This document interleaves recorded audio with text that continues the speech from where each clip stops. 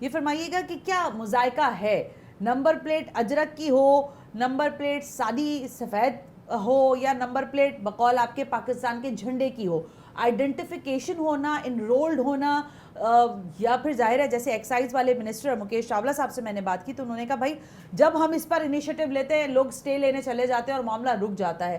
ہم رجسٹریشن کے معاملے سے لے کر کراچی کو ایک محفوظ شہر بنانے کے لیے یہ سارا عمل کر رہے ہیں، تو آپ اس کی مخالفت کیوں کر رہے ہیں؟ دیکھیے، ایک تو جو نمبر پلیٹ ہوتی ہے وہ اسٹیٹ کو ریپرزینٹ کرتی ہے. یس سر.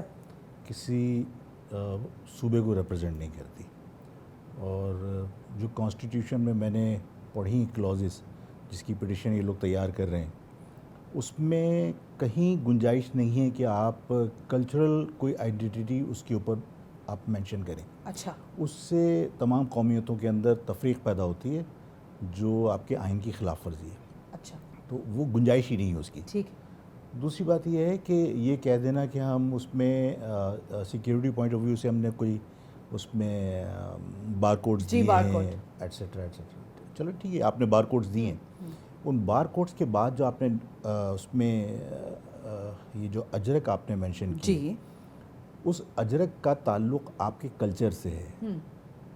جب ممتاز بھٹو صاحب نے زبان کے اوپر حملہ کیا تھا ہماری، اور کیا حملہ کیا تھا؟ لوگ یہ دیکھیں آفاق بھائی، مسئلہ یہ ہے نا، لوگوں کی یادداشتیں کمزور ہیں، اور آج کے جن لوگوں کے لیے ہم یہ پروگرامز کرتے ہیں آگاہی کے لیے یا معلومات کے لیے، ان کو نہیں پتا کیا حملہ ہوا تھا. بتائیں نا ذرا، ہمیں بھی تو پتہ چلے.